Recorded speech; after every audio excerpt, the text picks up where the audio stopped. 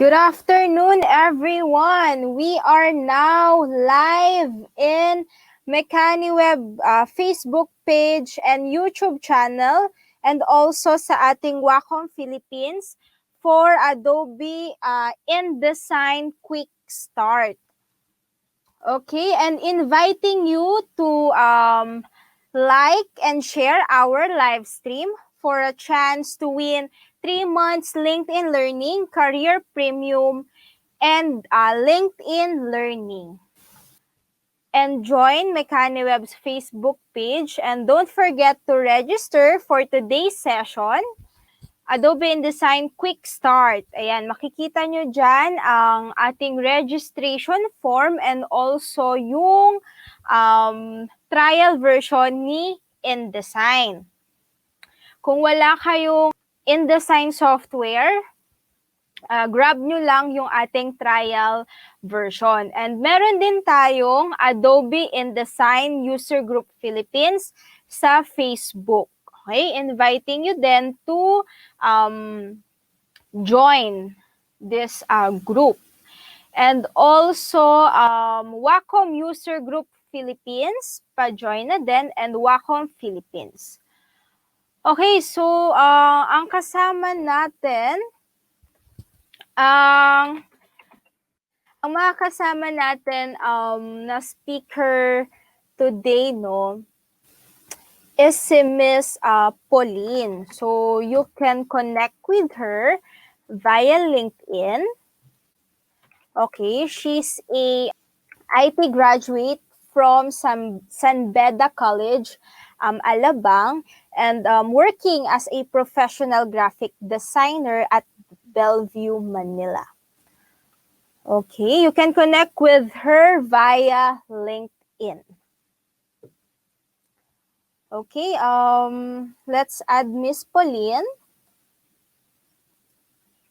Good afternoon, Miss Pauline.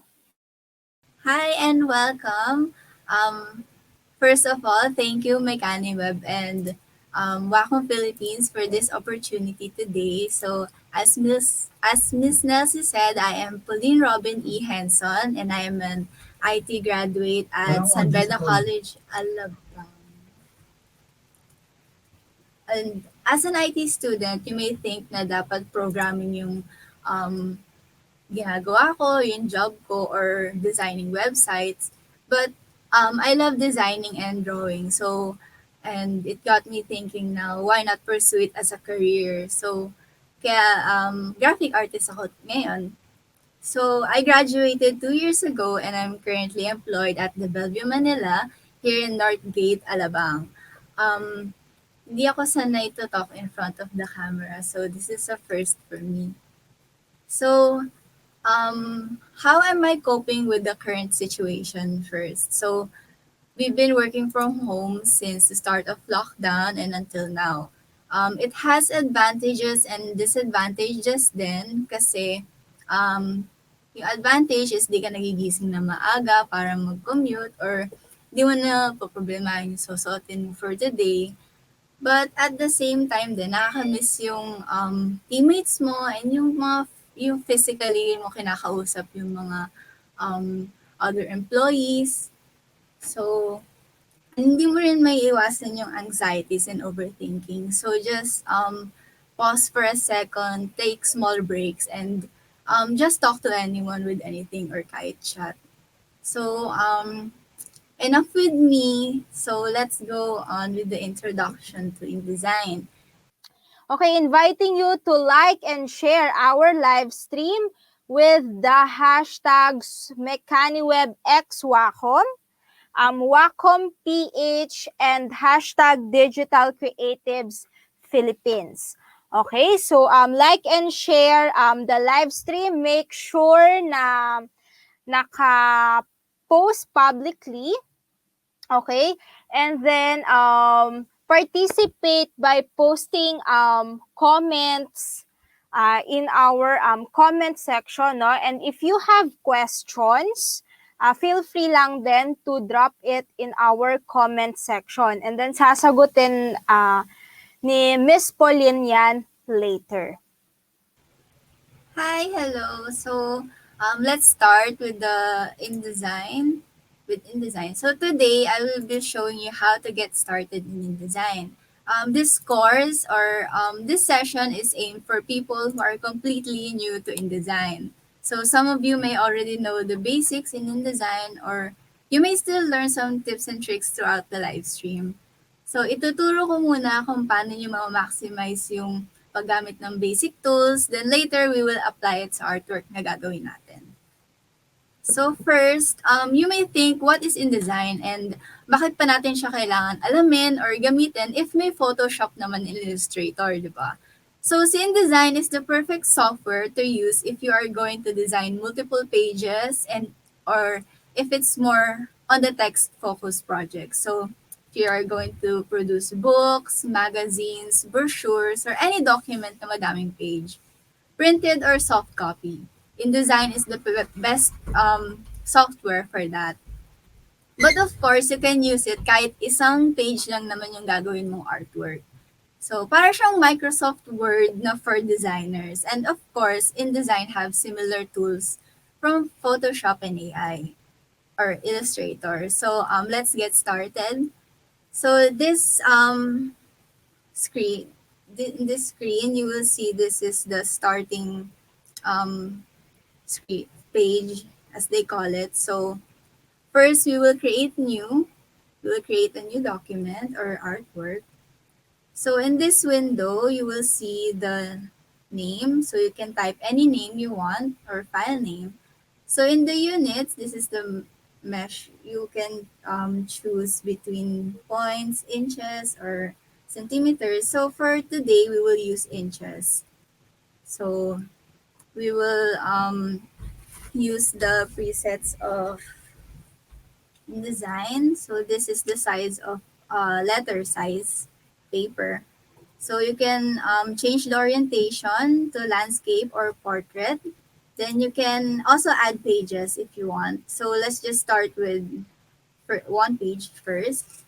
So facing pages, we will get to that later. So uncheck this first. Then here on the bottom, you will see there's margins. So margins, this is the rectangle inside or the guidelines inside our artwork or page. You will see this later. So for now, we will just stick to this size. Then bleed and slug. So bleed and slug is, so first let's discuss bleed. So bleed, this is the space outside of your page or worksheet. So this is the um, extra extra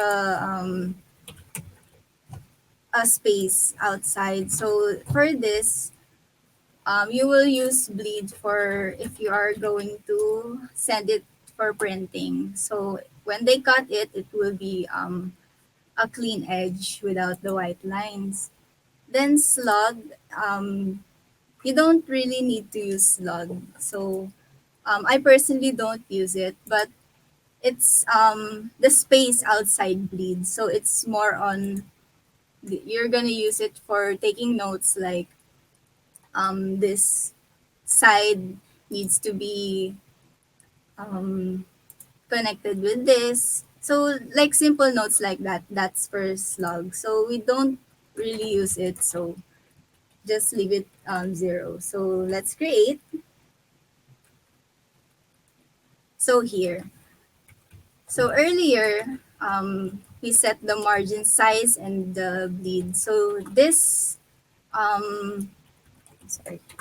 So this magenta rectangle inside the white space is the margin. So it helps you place objects text inside the page properly and um, without it being close to the edges. So this red rectangle outside the white rectangle is the bleed. So um, you will this will help you um, know where the bleed is. So there. So next thing we're going to talk about is the pages window. So go to pages. Then you can see here na isa pa lang yung page kasi isa pa lang yung na-add natin. So to add pages, you go here down, then makikita niyo yung rectangle, ay yung square na may plus. So i-click niyo yun. So may mag-add ng isa pang page. So click tayo ng 4. So, to delete pages naman, you can press this, yung trash can. So, nakaselect yung page mo. So, press mo yung delete. So, madi-delete siya. So, another thing you can do to delete pages is kiklik mo yung page, then i-drag mo dun sa trash can. Then, madi-delete siya. So, medyo time consuming din siya. So, pero kung gusto niyo gawin, pwede din naman. So, that's two ways how you can delete a page. So, add po tayo ng page. So, let's go with 3 pages for today. So, for resizing pages naman, select mo muna yung page, then punta ka dito sa baba. So, nakalagay dyan, edit page size. So, i-click natin. Tapos, meron ditong default sizes si InDesign. So, ito yung mga mostly ginagamit natin for printing. Meron tayong letter, legal, meron tayong A4, A5. So, kung gusto mo customize yung size ng page mo, punta ka sa custom, then makikita mo dito, pwede mo i-edit.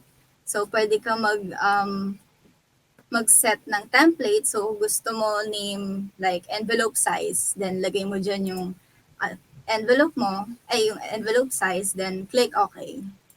So, pag nag-add ka, lalabas siya dito. So, we won't need that for now. So, stick tayo sa letter size. Then, for the facing pages naman, ginagamit siya kapag gumagawa tayo ng magazines or brochures. So, what that does is, punta tayo sa properties, then makikita nyo dito yung facing pages. So, i-check nyo siya. So, magiging ganyan yung itsura niya. Pag chinek nyo, punta kayo sa pages, magiging ganito yung itsura niya ngayon. So, yung 2 and 3, magdidikit. So, magmumukha siyang book or spread or page ng isang magazine. So, papansin nyo, yung 1, mag-isa lang siya. So, yun, ganon, mag-isa siya kasi ito yung magiging front page ng magazine natin or brochure, kaya mag-isa lang siya.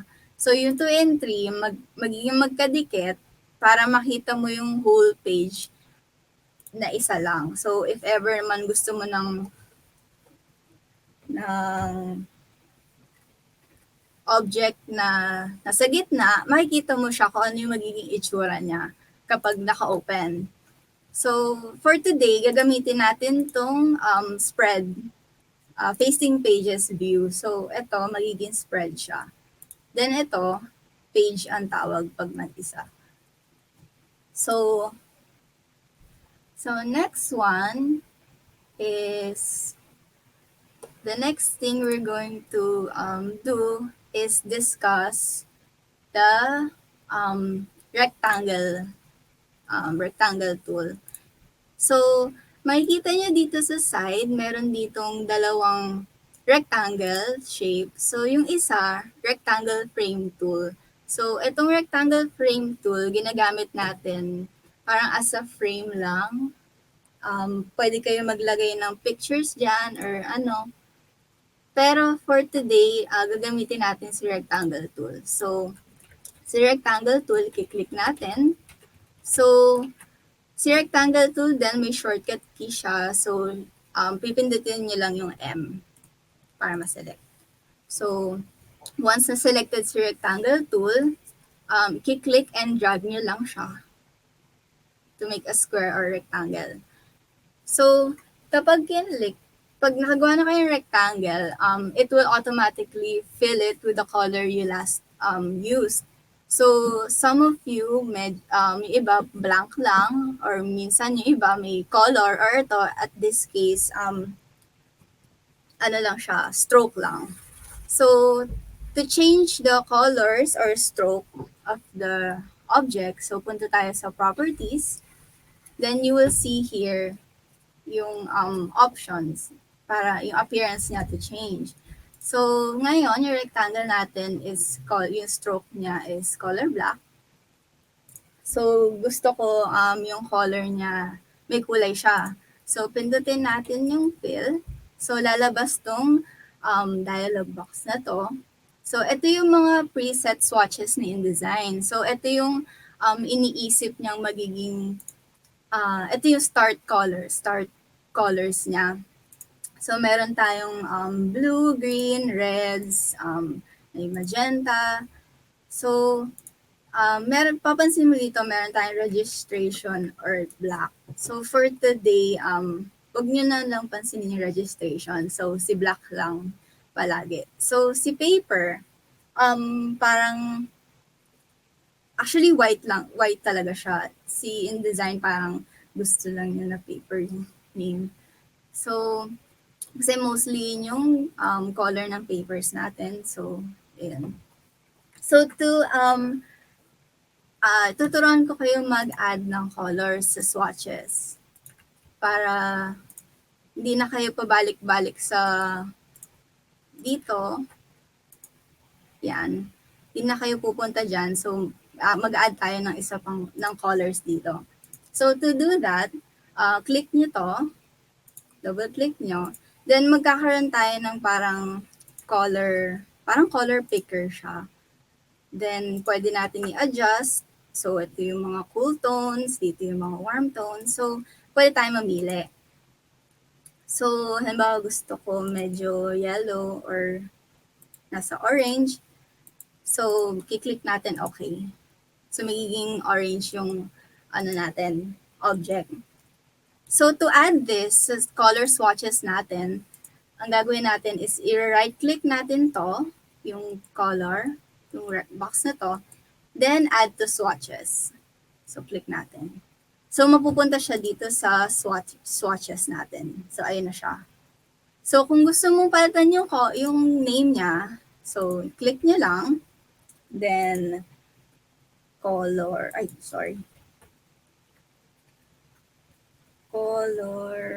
1, let's say yan. Tapos, enter.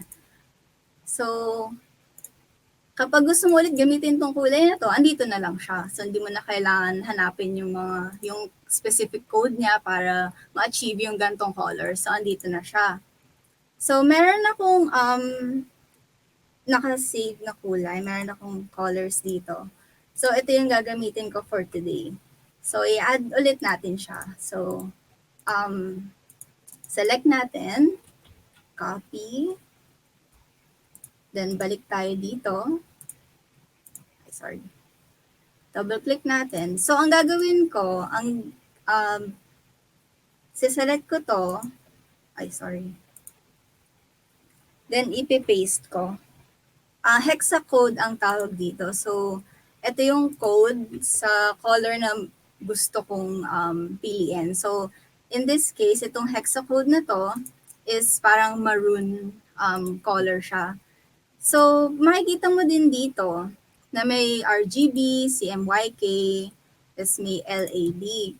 So, etong mga to, codes din siya.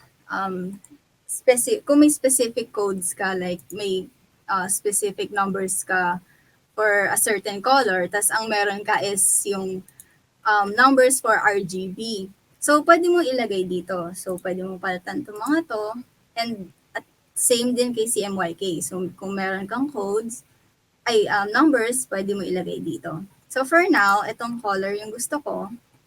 So, click natin okay. Then, add natin sa swatch natin. Add to swatch. Then, palitan natin yung name.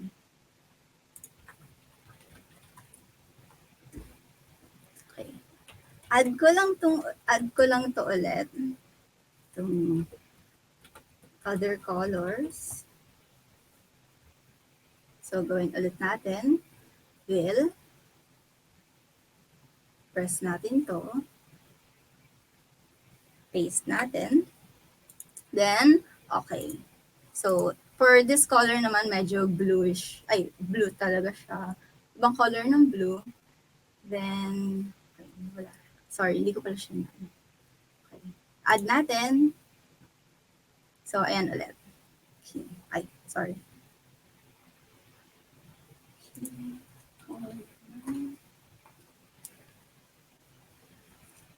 So, last color na i-add ko is this. So, balik ulit tayo kay InDesign.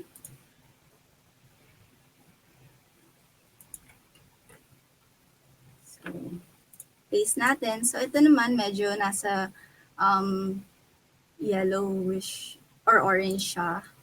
So, add ulit natin. Right-click, add to swatches. Palitan natin yung name.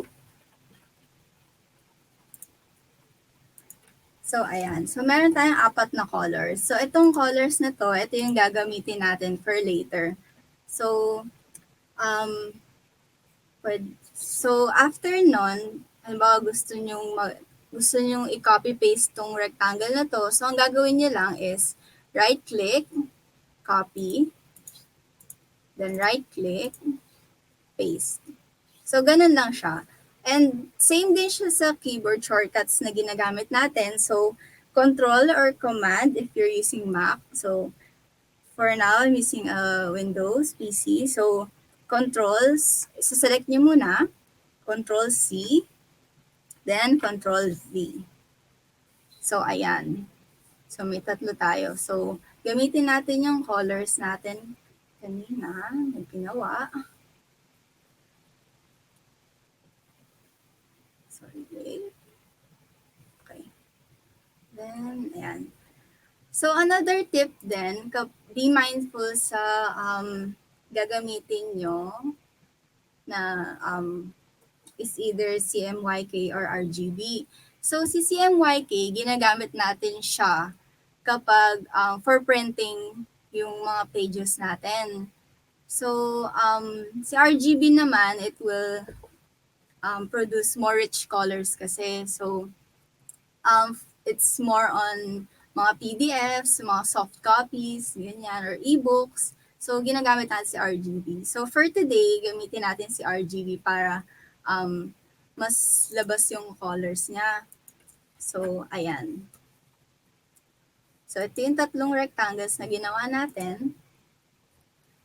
So, the next, so actually tapos na tayo sa rectangle tool. So, yun yung mga basic rectangle ng rectangle tools, yung mga basic things. So, pwede natin din i-resize. So, to do this, si selection tool, actually, lagi natin siyang gagamitin. So, what this does is, siya yung magsaselect ng objects, text, or photos natin sa pages dito. So, kiklik natin siya. Siya yung pinakaunang tool sa tools natin. So, click niyo siya. So, meron din siyang shortcut key sa keyboard which is V. So, press niyo yung V. Press niyo yung V. So, to resize this rectangle, so meron tayong, meron tayong small boxes, yung mga white boxes sa gilid. So, po-point niyo lang yung mouse niyo, then pag naging ganito yung itsura niya, so click and drag lang.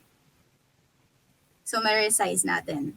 So, ganyan lang. Then, kapag rotate, gusto niyo siyang i-rotate, punta ka sa pinaka-edge, kahit saang edge yan, then, pag naging ganito yung mouse cursor niyo, para siyang ay 90 degrees angle siya. So, ipapress niyo yun, then ma-rotate siya. So, yan. Ganyan nag-rotate ng objects. And you also can do this in kapag text or photos, you can also do this things then. So, So next, I'm going to teach you the basic navigations in InDesign. So ito yung mga things we normally do kapag nagde-design tayo. So the first thing to do is knowing how to zoom in and zoom out. So zoom in, just press the control key or command key sa Mac nyo. So press control, then hanapin nyo yung plus sign sa keyboard nyo. So katabi siya ng backspace. So, press natin yon and mag-zoom in siya. And at the same time, yung minus, yun naman yung pang-zoom out. So, ayan yung zoom in, zoom out. So, kapag naka-zoom in ka, then gusto mong makita yung other places sa pages mo. So, halimbawa gusto ko makita yung red rectangle dun sa taas. So, what you can do is you can use this yung mga scrolls this sa gilid. So, pwede nyo siyang i-adjust para makita nyo. Then, another tip na pwede nyo gawin para mas mapadali yung mga buhay nating designers. So, press nyo yung space bar. So, pag press nyo yung space bar, yung cursor natin magiging hand. So, kapag naging hand, hold nyo lang yung space bar, then click and drag. So, mas madali nating makikita yung mga things sa page natin. So, ito yung isa din sa mga ginagawa namin designers para makita namin yung yung other parts sa page natin or artboards. Kasi yung pipindutin niyo pa itong scroll. So, medyo matrabaho din siya. So, again, that's space bar, hold nyo. Then, hintayin nyo maging hand, then saka nyo i-click. So, ayan. So, the next thing is kapag gusto mo mag-zoom out, pero gusto mo makita yung exact itsura nung, gusto nyo makita sa screen nyo yung exact pages or spread nyo. So, you can do that by going to View, then Fit Spread in Window. So, i-click natin yan. So, ang gagawin niya, if-fit niya yung spread natin sa screen natin. So, hindi mo na kailangan mag-zoom in or zoom out kapag nandito ka. So, pag zoom out mo kasi, ganyan lang siya. So, balik ulit tayo kay View, Fit Spread in Window. So, ayan.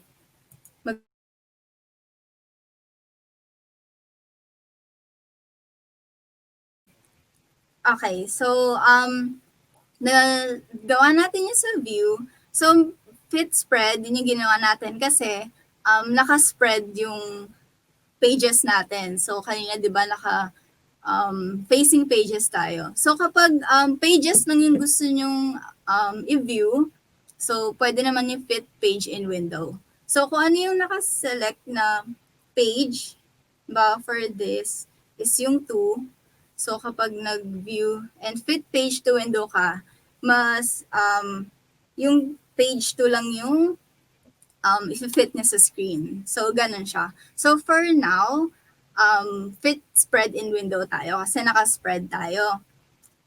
So, next thing is the undo buttons or the undo command. So, common to sa atin, mga designers, pero sa iba, ang ginagawa nito is undoing the last thing we did. So, halimbawa, ito.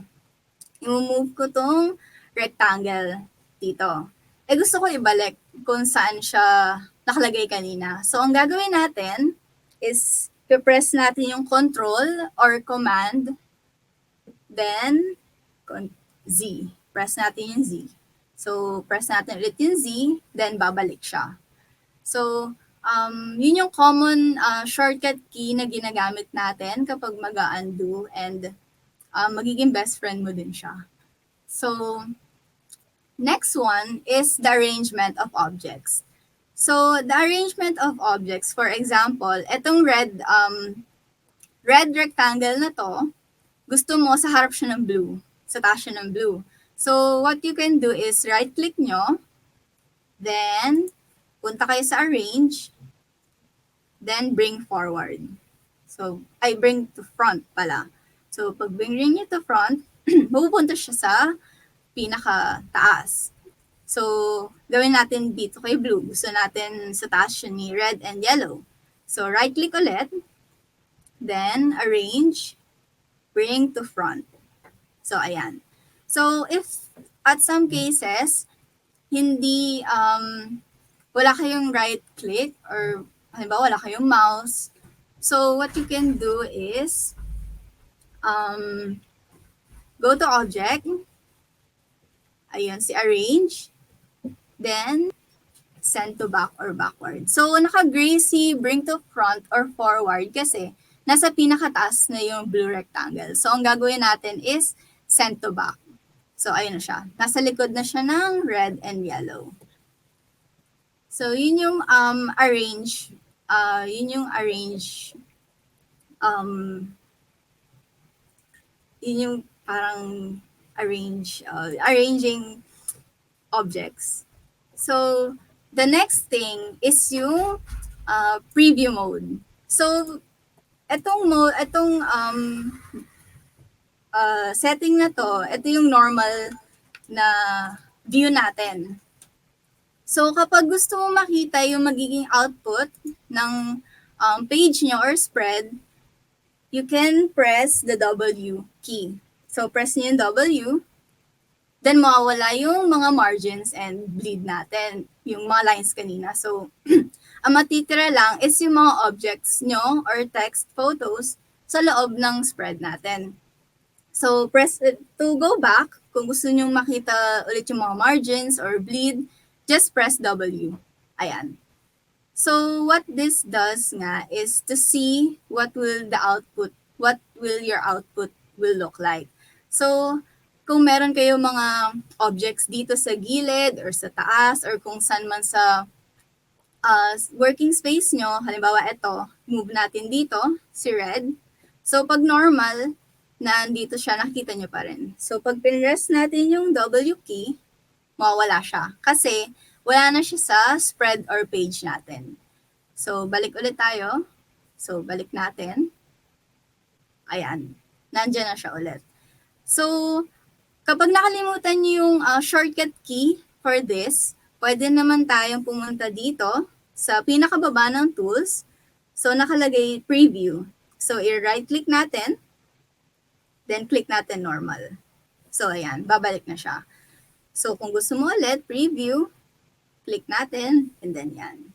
So, lagi nyo din tatandaan yung W na key kasi magiging parang at the start, malalaman nyo na kung ano yung magiging itsura ng workspace nyo. So, balik tayo sa normal view. So, selecting and deselecting objects. So, kagaya nga kanina, na-discuss ko si selection tool. So, pag kinlik nyo siya, so magkiklik kayo ng isang object. So, gamit si selection tool, ikiklik nyo. Then, kapag i-deselect, just click anywhere outside or anywhere sa screen nyo para i-deselect. So, ayan. So, select ulit natin. Click tayo sa labas. Yan, deselect na siya. So, kung gusto nyo mag-select ng multiple objects, so, ang gagawin nyo, the first thing na pwede nyo gawin is click nyo yung isa, then hold nyo yung shift key, shift, then press nyo yung isa pang object. So, nakaselect ka ng dalawang object. So, that's one. So, deselect natin ulit by pressing outside. Another thing you can do is click and drag sa labas. Then, gusto ko i-select tong red and blue na rectangle. So, release ko. Then, masa-select siya. So, that's another thing you can do to select objects. So, mas madali itong paraan na to. Yung mag-click and drag ka lang, then isa-select mo. Yan. So, that's the two things you can do to select and deselect objects. So, deselect, madali lang naman talaga siya. Mag-click lang kayo anywhere. So, yan, deselect na siya. So, Yun yung mga basic navigations natin in InDesign. So, proceed tayo sa type tool. So, si type tool, ito yung madalas yung gagamitin kapag maglalagay kayo ng text or paragraphs. So, to go there, select natin si type tool, which is ito, yung capital T. Select natin to or by pressing the T button. So, ayan siya. Press natin. So, yung mouse mo, yung cursor mo, magiging ganito yung itsura niya. Para siyang may broken lines na square, tapos may lines sa gilid.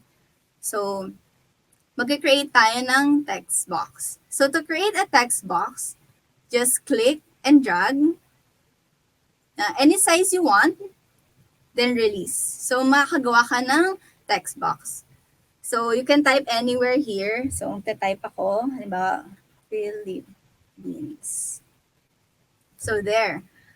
So, makikita nyo, naka-default, parang may default font size or font C InDesign. So, to edit this, punta tayo sa properties here.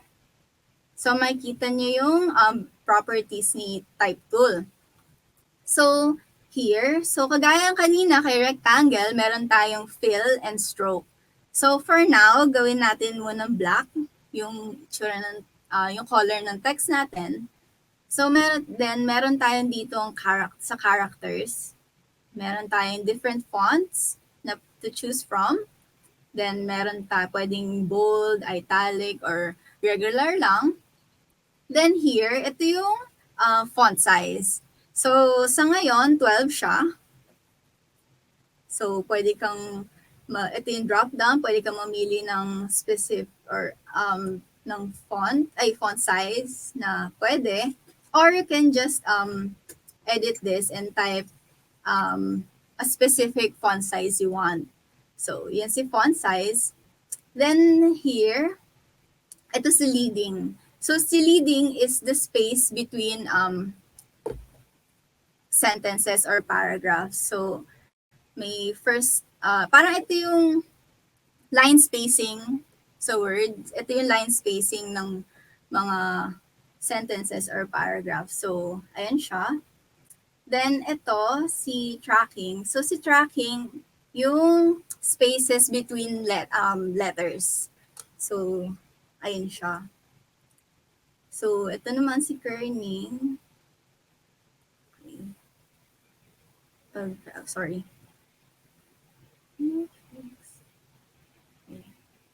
For example, this. Ayan, nagsispread siya. So, yan yung space between the letters. So, delete ulit natin.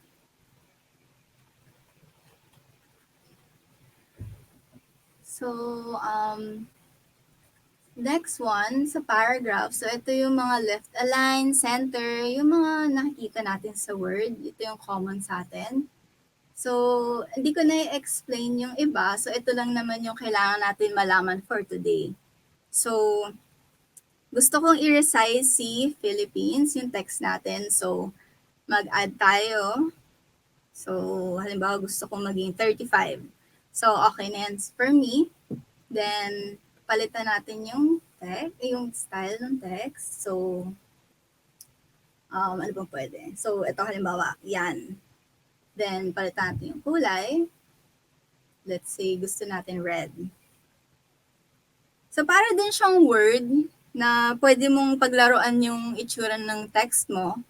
So, to exit this, kasi kapag pwede mo na select yung mga letters mo, pag deselect, so pag mag-deselect tayo ng text box, so click nyo lang sa labas ulit, then press nyo ulit yung selection tool.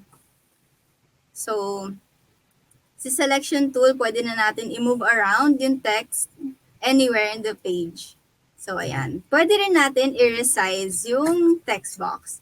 So, pag nag-resize tayo ng text box, hindi maapektuhan yung text sa loob niya. So, halimbawa, ito, niresize natin. Ganun pa rin yung text. So, para lang siyang frame na Ni-resize natin. So, pag ni-resize natin si text box, at nasobrahan ka ng resize, halimbawa ganyan lang, mapuputol yung text. So, this means na masyadong maliit yung text box mo. So, to do that, halimbawa yan, lalakihan lang natin yung text box natin para makita yung text. Sorry. Then, or another thing, select natin yung type tool. Wait. Pag maliit, kagaya niyan, sobrang liit niya, hindi na niya nakikita yung text. So, select natin si type tool by selecting this or press T sa keyboard nyo. So, to select, to select all of the text inside the text box, press nyo yung Control or Command A, letter A. So, this will select all of the text inside the text box. So, to resize, ayun, balik ulit tayo sa properties. Resize lang natin ng resize hanggang sa makita ulit yung Philippines. Ayan. So, ibig sabihin, fit na yung text box dun sa text. So, another way you can deselect this is by pressing the escape button. So, press niyo escape, then, ayan. Magiging, nag-deselect na siya. So, next one is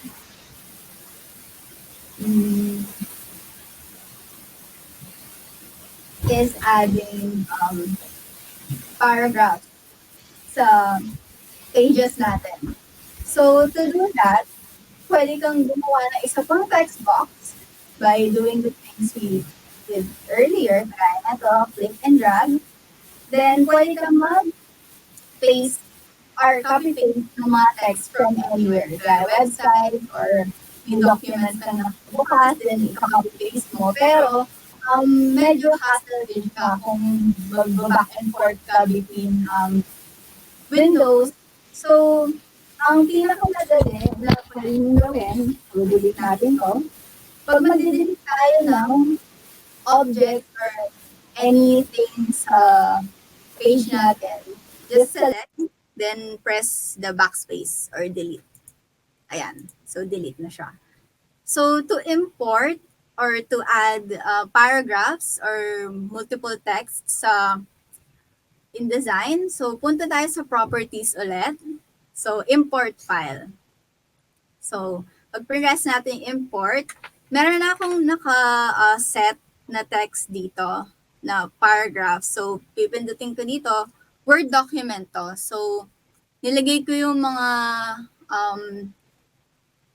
paragraphs dito sa Word, then sinave ko. So, isi-select natin. So, in this case, yung Philippines, open natin. Okay. Skip natin. Then, makikita nyo yung mouse natin, magiging loaded siya with text. So, one thing you can do to place the text sa InDesign is to click once. So, i-click natin. Ayan. So, kaya red siya kasi ibig sabihin, yung font na ginamit ko sa document ko, hindi siya na-recognize ni InDesign or wala yung font niya sa InDesign. So, what we can do is select the type tool by pressing T. Click natin yung text box. Select all natin by pressing Ctrl A. Then, palitan natin yung font. So, pili na lang tayo dito. Siguro, ito na lang for na. Sige, Helvetica na lang tayo. Okay. Times New Roman na lang. Okay. Times New Roman Regular. So, ayan. Mawala na yung red. So, another thing you can do another thing you can do to place the text here sa InDesign. So, delete natin to. Then, import natin ulit. Philippines, open. Skip. So, another thing you can do is click and drag. So, kung may specific size na gusto mo yung text box mo. So, i-click and drag mo. Halimbawa, ganito lang yung gusto kong size. So, yan. So, palitan ulit natin yung font. Sorry, wait lang. Ayan. So, as you can see, compared kanina, mas konti yung text natin sa text box. So, yun ang dahilan nito kasi masyadong maliit yung text box natin. So, dito sa bottom right, makikita nyo, meron tayong parang may maliit na square na plus. So, ibig sabihin nito, meron pang paragraphs or text na hindi pinapakita sa text box natin. So, be mindful for that, parang look out for that kasi delikado din siya when you're working with paragraphs kasi baka mamaya na-produce na yung na-print na yung file mo, then di mo napansin, meron ka palang hidden text. So, to ang tawag dito, to show or view the hidden text, so i-click nyo yung red na box kanina. So, ang mangyayari, maloload niya ulit yung mouse natin with text, with the remaining text kanina. So, gawa ulit tayo ng text box by dragging. So, halimbawa, ganyan kalaki. So, ayan na yung remaining text sa text box kanina. So, makikita nyo wala na yung plus, yung red na box kanina. So, ibig sabihin, ito na lahat yung text natin. So, ang maganda dito, kapag kinlik niyo yung box na yon, ang mangyayari, itong text box na tong dalawa, magli-link siya. So, what does that mean? So, pag ni-resize ko itong first text box, ang mangyayari, mauusod yung text dito, kasi kasya na siya. So, kapag niliitan ulit natin, move yung text dito naman. So, pag dinilit mo itong text box na to, let's say, delete natin, mapupunta siya dito. So, kahit ilang text box yan mo na i-delete, hindi mawawala yung text sa loob nun. So, mapupunta lang siya dun sa natitirang text box. So, undo natin. So, ayan. So, wala nang red. So, ibig sabihin ito na lahat. So, gusto mo i-arrange yung paragraphs mo. So, mostly, minsan yung mga files natin maabot ng more than 20 pages kapag sobrang text-heavy talaga. Then, lalo na kapag gumagawa ka ng magazines or books. So, ang tendency nito, parang kailangan mong ipagkasya as much as possible yung mga text mo sa loob ng page. So, halimbawa, itong page na to, gusto ko ma-maximize yung space. So, let's say, usod natin to. So, itong text box na to, gusto ko maging ganito yung size niya. So, gusto ko, sa loob netong isang text box, magiging dalawang ganito. So, magkakaroon tayo ng dalawang column, kumbaga. So, to do that, so we'll be working with columns na. So, to do that, just press the T again sa keyboard natin or just click the type tool. So, yan. So, select natin. Then, dito sa, wait lang. Okay. So, hindi nyo na pala kailangan i-select yung text sa loob. So, kailangan nyo lang i-select yung text box na gusto nyong gawa ng column. So, dito sa properties, meron tayong dito sa text frame. So, meron tayong number of columns. So, ito si columns. So, i-click natin 2 columns. So, magiging 2 columns na siya. So, ang maganda dito, hindi ka nagagawa ng madaming text box just to achieve this, to achieve columns like this. So, mag-add ka lang ng column. So, ayan, 3 columns or kung ilang columns gusto mo. Pero, for now, 2 columns na lang muna tayo. So this one, ito yung gutter. So ito yung space between the columns. So pag tinaasan natin, magkaka-space siya sa gitna. So ganyan yung columns. So kapag in-expand mo to, yun nga, pupunta yung other text dito, mga buwasan. So yan si text, yan si type tool. So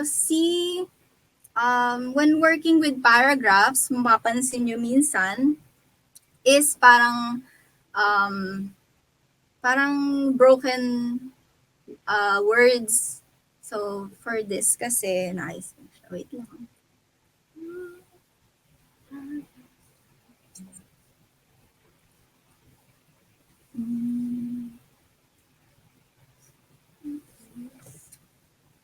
Okay. So, pag sinelect niyo yung text, meron dito sa paragraph, part, meron ditong hyphenate. So, ang ginagawa neto, so select natin all, yung text ulit. So, pag chinek natin to, ang mangyayari, kagaya neto, cultural, napuputol siya. So, pwede natin tanggalin yan by unchecking the hyphenate. So, naka-uncheck na siya kanina. So, minsan kasi, naka-default si InDesign, naka-check si hyphenate. So, mapapansin nyo kahit anong alignment, parang meron pa ring broken word. So, ito yung pampatanggal sa kanya. So when editing fonts, nakita nyo kanina kung paano by selecting the paragraphs or words. So, ayan. So, si InDesign, meron din siya mga default fonts. So, pwede ka din naman mag-download from the website kung may specific kayong font na gusto. So, for now, si Times New Roman muna gagawin natin. Gagamitin natin. So, one thing na ituturo ko kayo sa inyo, sa InDesign is by using itong options na to. So, kanina, naka-hide siya. So, click natin itong tatlong dots. So, more options tayo. So, makikita nyo, meron option si InDesign na ganito. So, ano ba itong mga to? So, etong mga to, lagi ko din itong ginagamit pag nagde-design. So, halimbawa, etong paragraph na to, gusto mo capital siya, capital letters lahat. So, ang gagawin ng iba is pipindutin yung caps lock sa keyboard nyo, then itatype nyo ulit. So, may hirapan kayo dun and sobrang time consuming. So, si InDesign, actually meron din si Photoshop and Illustrator neto, so you can also do this. So, si InDesign, so ito, ang gagawin neto, ika-caps lock niya lahat yung text na yung selected text mo. So, hindi mo na kailangan i-type pa ulit while naka-on yung caps lock nyo. So, ito, madali itong paraan para caps lock nyo agad yung text. So, gusto nyo ibalik, so i-unclick mo lang. So, ganun siya. So, next one, ito naman, small caps. So, itong ginagawa nito, yung naka-caps, yung big letter dito, kagaya si Vietnam, naka-big letter yung V. So, what this does is, ika-caps lock niya lahat, pero, makikita mo pa rin na mas malaki yung big letter V kanina. So, bihira ko lang din gamitin, pero, kung gusto mong gamitin to, pwede din naman. So, uncheck natin. So, you can actually explore this. So, 4 na lang din naman siya. So, pag kinlik natin, so, halimbawa, ito lang, si Island lang. Pag kinlik natin to, parang magiging maliit siya. So, parang ito, ginagamit to sa mga first place, second place, yung ND sa second place. So, ganyan siya. So, ganun din to. Ito, underline. Then, ito, strike through. So, magkakaroon siya ng line sa gitna. So, ayan. So, sobrang helpful din na itong options na to, lalo na kapag gusto mo mapabilis yung pag-caps lock ng text. So, ayun. Then, when changing colors din, kagaya ng kanina sa rectangles natin, pwede natin pindutin to, yung fill, then andyan pa rin yung um, colors natin kanina. So, pindot natin red or kung ano man gusto nyo. So, ayun. So, yan yung mga things na gusto kong malaman nyo sa when using type tools. So, yun yung basic things na pwede nyo magawa when working in InDesign. So, the next thing na ituturo ko, so move natin to dito. So, the next thing na ituturo ko is how to insert photos. So, to insert photos, kailangan pupunta ka sa properties, tapos meron tayong import file. So, parang yung text natin kanina, mag-i-import ulit tayo ng file. So, meron na akong naka-reading photos. So, punta tayong beach, open.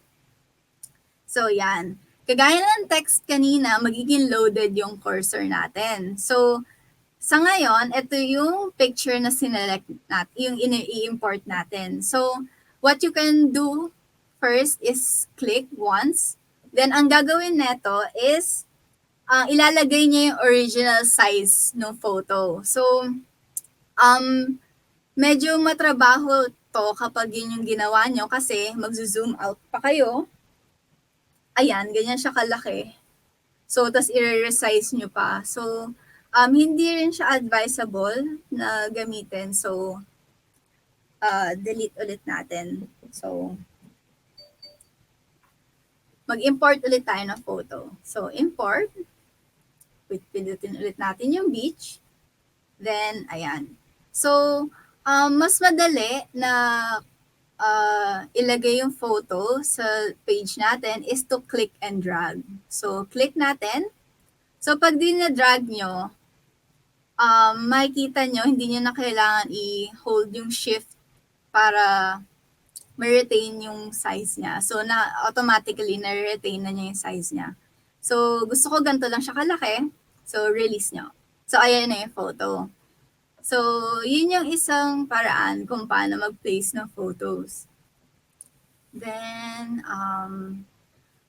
another thing you can do is placing photos in objects. So, eto, gamitin natin example, itong rectangle, usod ko. Pupunta tayo sa file, ay isa-select nyo muna yung rectangle. Punta tayong file, then place. So, click natin yung place. Then, gusto ko naman yung flower. So, open natin. Then, ayun, mape-place niya yung picture sa text box. Kaso, ang mangyayari, mape-place niya yung original size ng photo. So, makikita nyo medyo malaki. So, i-discuss natin yan later. So, the next thing is adjusting the frame and photos. So, papaisip ka, ano frame and photos ba? Ano yung frame and photos? So, kapag sinelect nyo itong photo na to, meron tayong makikita yung resizing boxes dito. So, kagaya kanina. So, kapag kinlik nyo to at gusto nyo i-resize yung photo, papaisip kayo bakit hindi nag-resize yung photo, di ba? So, ang ginawa natin is actually, we were resizing the frame. So, si InDesign, kapag naglalagay tayo ng photos or nag import tayo ng photos, si photos laging may frame sa labas niya. Parang frame then photo. So, kapag inaano natin, i-resize natin, so yung frame lang yung nare-resize. So, kung gusto nyo na i-resize both yung frame and photo, tandaan nyo lagi kapag mag-resize tayo both no frame and photo, hold nyo yung control, shift, then i-drag natin, i-resize natin. Ayan. So, um, ang nangyari, na-resize din yung photo sa loob ng frame. So, ulitin natin. Control, Shift, then resize. Ayan.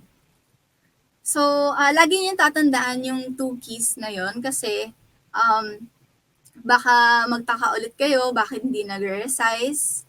Kagaya nito, yung picture yung gusto nyo pero yung frame yung na-resize. So, Control and Shift lang, then click. So, the next thing na tuturo ko sa inyo is resizing the photo only, not the frame. So, halimbawa kasi, option din yon. So, may parang, halimbawa gusto mo, sorry. So, gusto mo, may yung text mo dito, andyan lang siya, tas yung frame mo, gusto mo ganyan kalaki. So, may tendency kasi na yung frame mo ganyan lang, pero gusto mo i-zoom in yung photo. So, yung iba, ang gagawin nila is i-crop nila sa Photoshop or Paint, pwede din. I-crop nila yung photo doon, tapos sa kanila ilalagay sa InDesign. So, sa InDesign, ang maganda dito, pwede mo i-zoom in yung photo without using any software for cropping. So, to do that, makikita nyo dito, ito yung frame. Then, meron tayong parang circle sa gitna. So, kapag kinlik nyo, maseselect nyo yung photo sa loob. So, pwede mong i-resize. Pag mag-resize kayo ng photo, na yung photo lang, hindi nyo na kailangan i-hold yung control. So, pwedeng shift lang. So, ayan. Shift. So, yung photo lang yung gumalaw. So, you can also move it around like that. So, halimbawa, gusto ko pang i-zoom yung photo. So, shift natin, lakihan natin. Gusto ko pang i-zoom. So, mazo-zoom siya without cropping. So, kung gusto mo, liitan pa yung frame, pwede mong gawin yon by doing this, kagaya kanina, without holding any keyboard shortcuts. So, click mo lang yan. Click and drag. So, pwede mo i-resize. So, hindi nasisira yung photo. Parang kina-crop nyo lang siya na using the frame. So, mapapansin nyo dito, parang medyo malabo yung photo. So, kagaya niyan. So, ang dalawa lang yung possibility niyan is malabo talaga yung photo mo or yung view mo, yung display performance mo is naka-typical display. So, itong mga display performances na to, it helps mapabilis yung computer nyo when using InDesign. So, kapag naka-typical display, yung pictures mo medyo pixelated. Pero, to avoid slowing down InDesign or PC, magandang option to. So, it will not affect the output ng picture. So, parang for temporary lang siya. Kasi minsan, yung iba, mababagal yung PC sa bahay or laptop and gusto nilang, medyo mabigat yung file mo sa InDesign kasi puro pictures. So, you can do that para mabilis yung PC mo somehow. Display performance, then typical display. So, ito yung default display ni InDesign. So, you can do high quality display pag mabilis yung PC mo. So, mas malinaw yung photo. So, hindi natin, kapag sobrang dami talagang pictures sa file mo and bumabagal na talaga yung PC mo, pwede ka mag-fast display. Kaso, hindi mo ma-view yung photo. So, medyo mahirap din makita yung photo. Pero, sobrang bibilis yung, di naman, pero basta bibilis yung computer niya pag ganun. So, for now, since maganda yung PC, so mag-high quality display ako. So, makikita ko yung full quality ng photo. So, when replacing a photo naman, So, halimbawa, ayaw mo na netong photo na to. Kagaya ng ginawa natin kanina, punta tayong file, then place, then gusto ko na tong flower. So, kagaya ng sabi ko kanina, it, okay. So, medyo maliit na yung ano. Kasi ni-resize na natin yung photo kanina, yung bago netong flower, yung photo. So, hindi na import yung buong, yung original image. So, maliit na yung flower. Hindi katulad kanina na napakalaki, kagaya nito. And, pag kinlik mo, tapos zoom out mo, ito yung photo. Nakikita niyo yan. So, ganyan kalaki talaga yung photo. So, maganda dito pag nagre-replace kayo ng image is kapag na-resize nyo na yung image sa bago mo ilagay ito, hindi ma-replace, pag ni-replace nyo yung photo, hindi na yung original size ng image. So, diliit na siya. So, the next thing na ituturo ko sa inyo is how to save your work, your file. So, to do this, punta kayo sa file, tapos meron tayong save. Ayan. So, halimbawa, gusto ko dito, i-save. So, papalitan natin yung file name. So, let's say sample. Ayan. So, ito naman, so InDesign. So, save as type, ito lang lagi si InDesign, yung first, yung default file type natin. So, ayan. So, save. So, ganun lang mag-save. So, what you can do also is just press Control S. So, kapag hindi nyo pa nasisave yung file nyo. So, okay. So, the next thing ituturo ko naman sa inyo is how to export naman. So, halimbawa, ito, gusto nyo nang save as JPEG or PDF. So, what you can do is go to File, punta tayong Export, then pili kayo ng folder kung saan. So, ito yung kung saan ko sinave. So, file name, papalitan nyo to any name you want. So, save as type, meron tayong options dito. So, unahin muna natin si JPEG. So, save. So, kapag si JPEG, lalabas tong dialog box na to.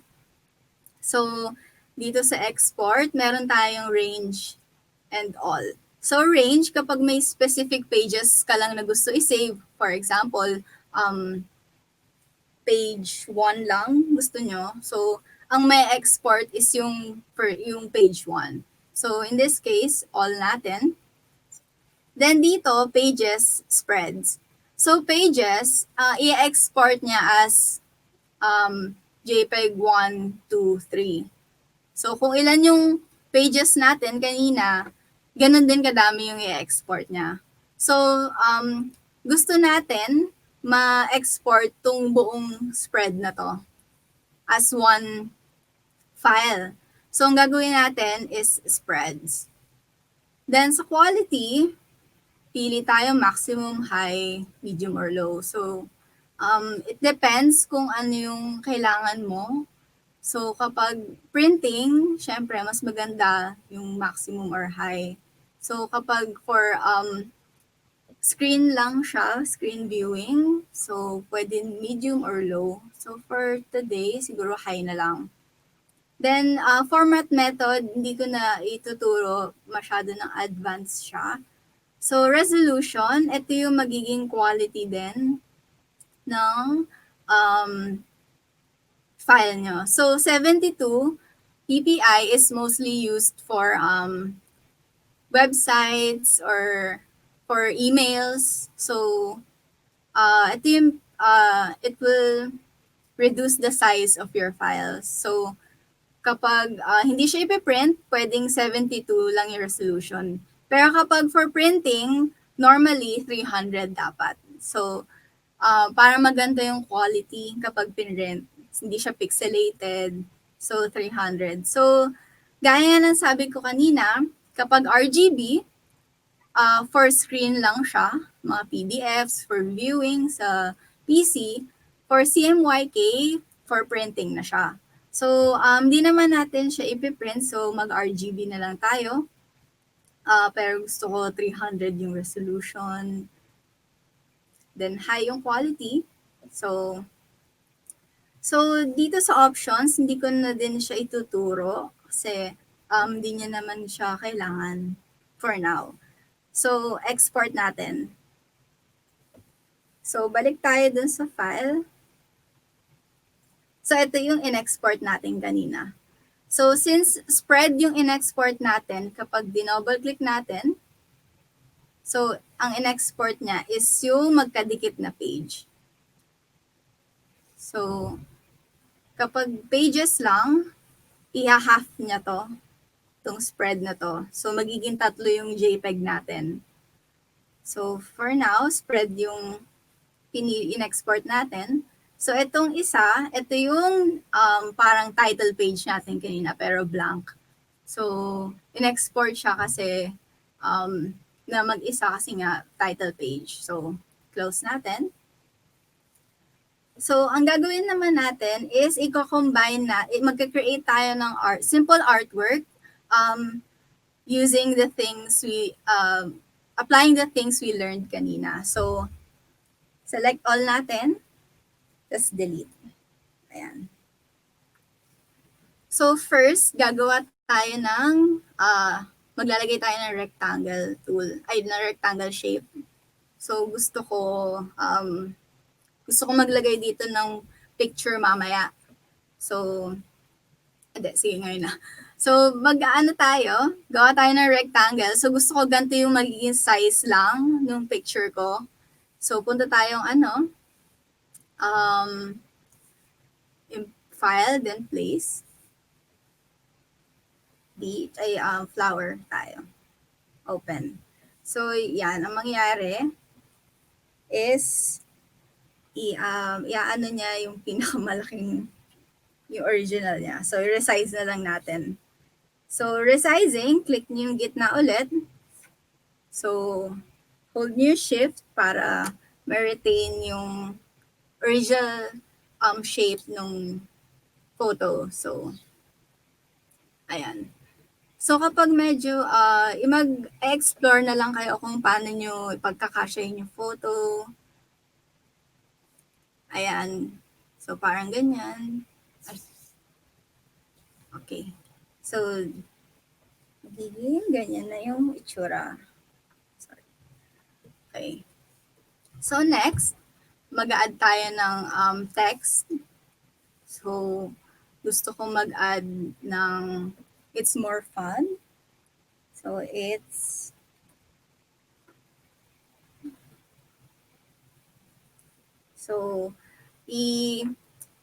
ayusin natin siya. Gusto ko medyo mas maganda kaysa na font or style. So, pili tayo ng maganda-ganda. So, let's say, medyo mahirap talaga mamili kapag madaming options. So, siguro, ano na lang tayo sa, siguro, ito na lang. So, ayan yung magiging itsura niya. So, lakihan natin. Tapos, gusto ko capital lahat. So, kakapital natin using this. So, mas okay siya, di ba? Then, gusto kong lakihan yung spaces between the letters. So, punta tayo dito kay tracking. So, add natin. Mag-add tayo ng space. Sorry. Ayan, gusto ko ganyan lang. So, palitan din pala natin yung kulay. So, punta tayo sa appearance. Then, choose natin yung color na ginawa ko kanina. Then, so, let's say, gusto ko blue tone, ganyan. So, lagyan natin yan.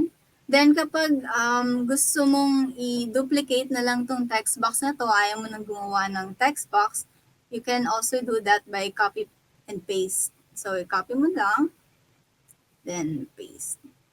So, ayan. Pero, hindi ko gamitin yan. So, gagawa na lang ako ng bagong text box. So, gawa tayo ng panibagong text box. Siguro mas malaki. So, lagay natin Philippines. So, palitan natin. Actually, okay na yung ganyan. Siguro. So, lakihan na lang natin. So, para mapabilis, palitan ko na lang to.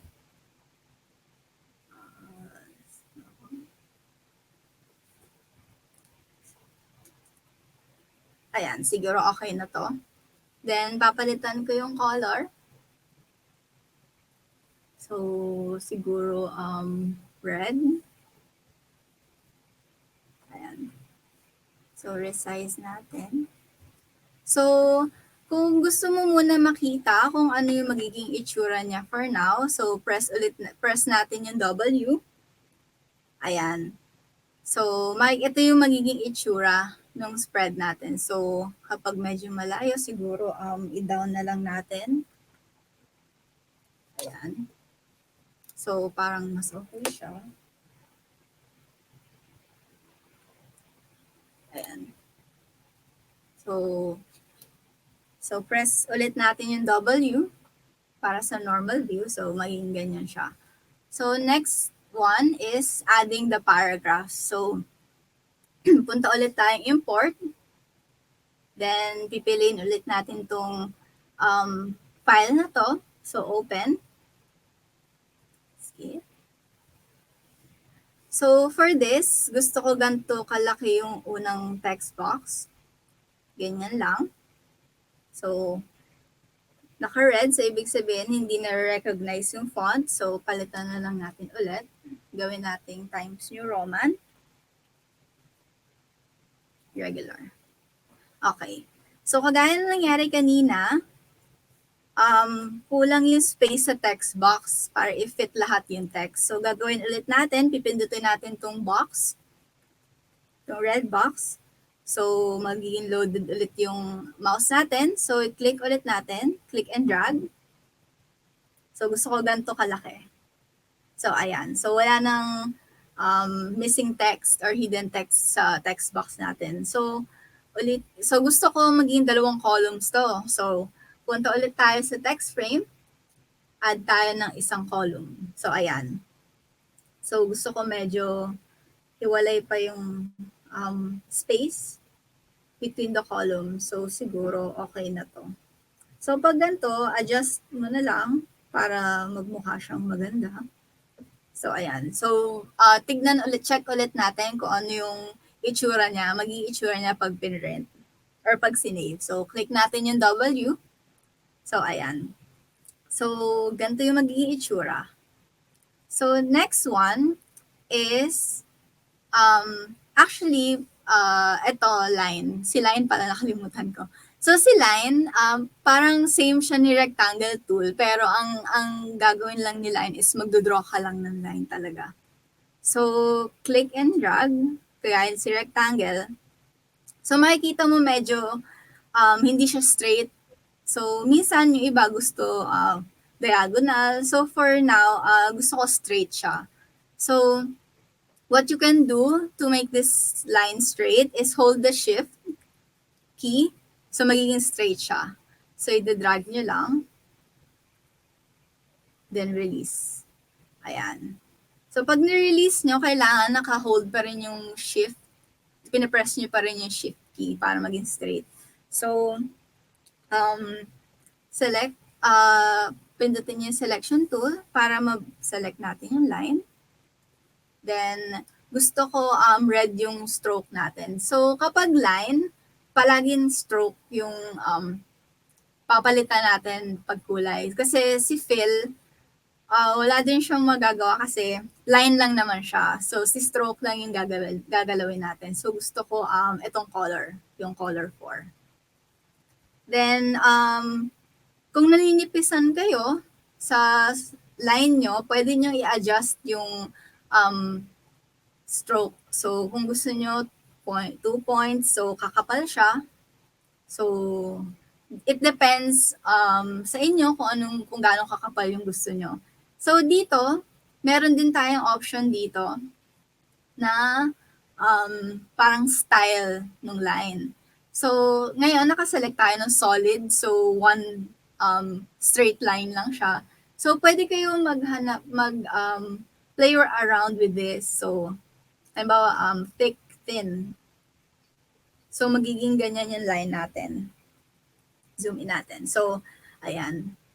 So, ito din yung gusto ko kay InDesign kasi parang hindi mo na kailangan gumawa ng isa pang line to achieve this. So, parang naka-preset na siya na kung gusto mo makapal yung isang line, then manipis yung isang line. So, one stroke, one line lang siya, then nagagawa niyang padamihin. Okay, gaya na ito, 3 line na siya. Pero originally, isa lang yung line natin, di ba? So, option mo din to. So, siguro piliin natin to kasi maganda. So, ayan. So, next one is, gusto ko may picture dito kasi masyadong negative yung space. Parang blank lang siya. So, mag-i-import ulit tayo ng photo. So, to do that ulit, punta tayo import, file, then gusto ko naman yung beach, open. So, malaload yung cursor natin. So, click and drag. So, gusto ko ganito kalaki. So, release. Ayan. Tapos, gusto ko i-zoom in pa ulit yung photo. So, ginawa ulit natin kanina. Press natin yung circle sa gitna. Then, saka tayo mag-resize. So, hold nyo yung shift button. So, lakihan natin. Ayan. Tapos, kapag nakikita niyo itong hand, yung mouse naging hand, so pwede natin i-move yung photo. Ayan. So, gusto ko lakihan po, i-zoom in pa ulit. So, ayan. Then, deselect. So, gusto ko na makita yung final output natin. So, press ulit natin yung W. So, ayan. So, ganyan yung magiging itsura kapag in-export na natin. So, one thing to remember then when using rectangle tools, the rectangle tool kapag placing placing photos inside. So, rectangle tool natin, minsan hindi siya transparent. So, kagaya kanina, may stroke yung rectangle tool natin. So, makikita nyo dito, ginamitan natin ng rectangle tool tong photo na to, makikita nyo may black line. So, ang gagawin nyo doon is select nyo to, itong photo na to, tapos punta tayo sa stroke, sa properties, click natin, then pindutin natin yung none. So, mawawala na siya. So, be mindful na lang kapag when placing images sa rectangles or circles, kapag may existing color or stroke siya, makikita siya sa sa pag nilagyan niya ng photo, makikita yung stroke. So, ayun. So, ito na yung final output, actually. So, gusto ko makita yung buong spread ulit. So, punta ulit tayong view, fit spread in window. Ayan. So, ito na yung magiging final. So, ang gagawin natin is file, export. So, ang gusto ko naman is PDF. So, gusto ko siya i-export ng PDF. So, nagawa na natin kanina yung JPEG. So, gagawin naman natin PDF. So, dito tayo sa Adobe PDF Print. So, meron din isang option na interactive. So, ito yung mga clickable PDF. So, may mga button siya. So, for now, print muna tayo. PDF. So, kung saang location, then file name, then save. So, magiging iba yung dialog box ni PDF compared kay JPEG. So, dito, um, naka-default si PDF ng high quality print.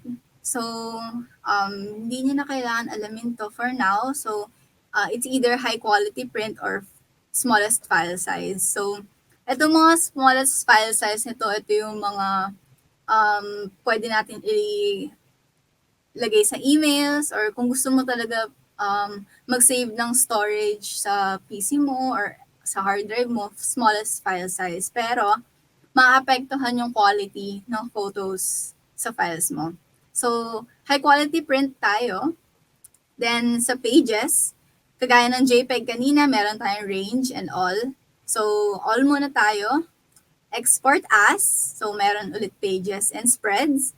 So, since gusto ko spread, kasi spread yung ginawa natin kanina, so, spread tayo.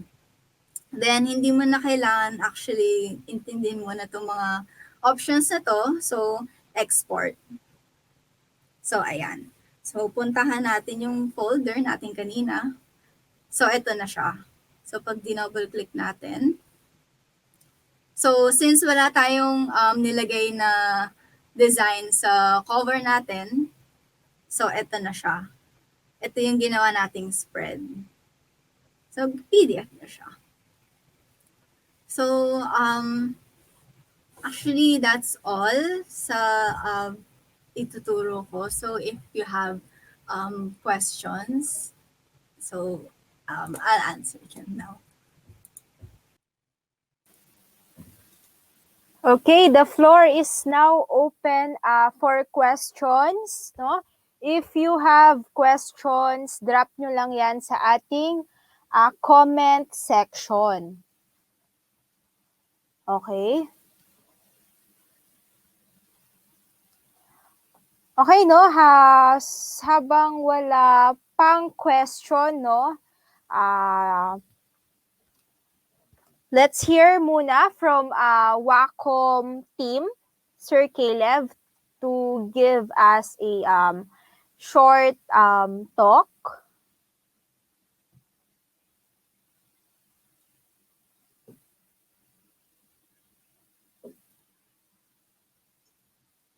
Good afternoon, Sir Caleb. Hi, good afternoon everyone. So ayun, I'm back ulit. So ayun, thank you so much pala to MechaniWeb and also most especially kay Pauline for sharing her knowledge, especially on Adobe InDesign. So I know that medyo abrupt and medyo kinabahan si Pauline but she gone through dun sa session natin. But nevertheless, it's very learning sa InDesign, especially when you're using Wacom products. So that will be my discussion for today. So it will be just a quick. So let's say I'm going to share my screen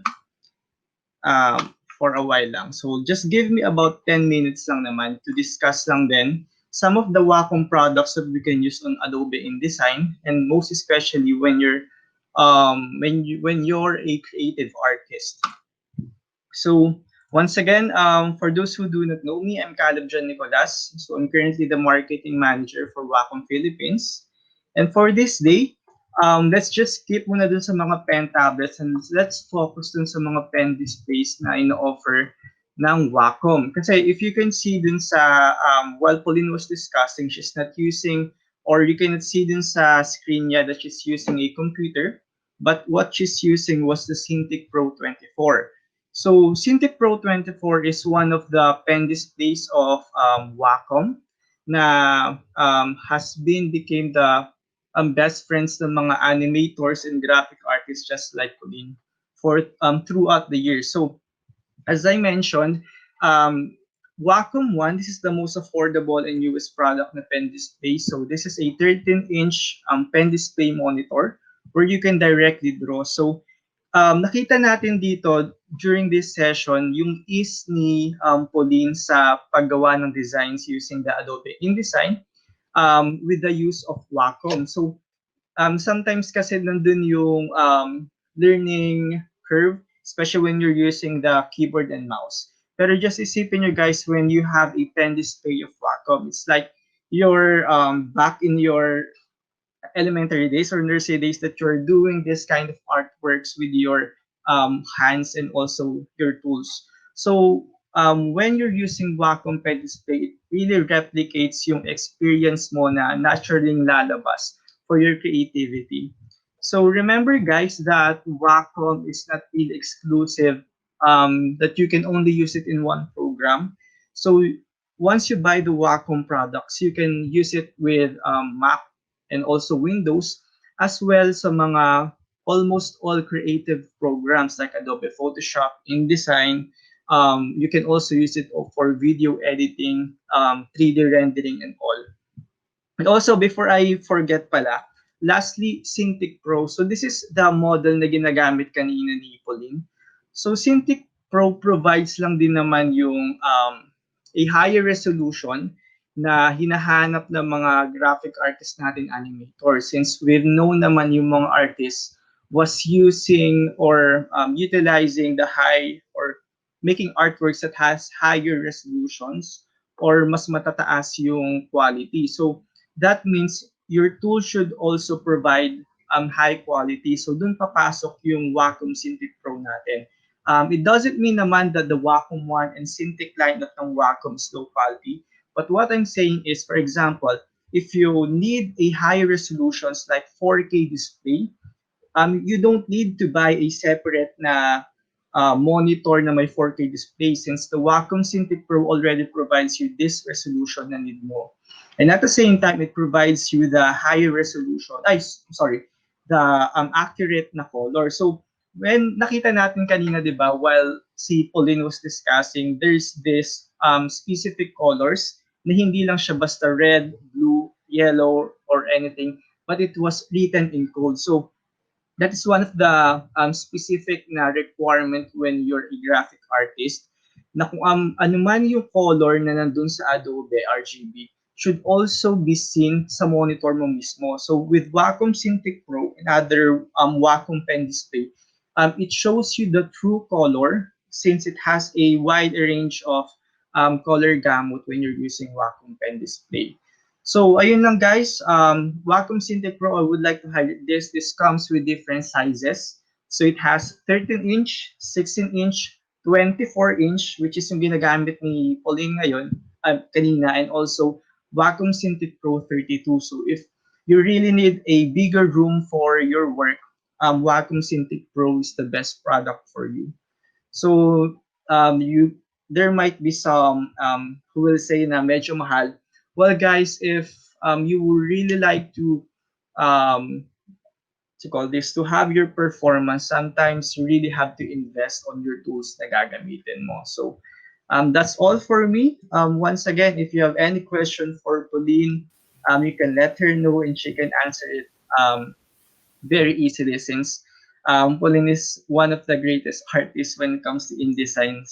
So, but once again pala guys, if you do not know, MechaniWeb is one of the partner of Wacom here in Philippines, who also caters and also do trainings sa mga gustong mag-Adobe AutoCAD. As well, they also offer this several programs and also courses and also licenses if you guys need it. So you can check out their Facebook page if ever you have any questions for that.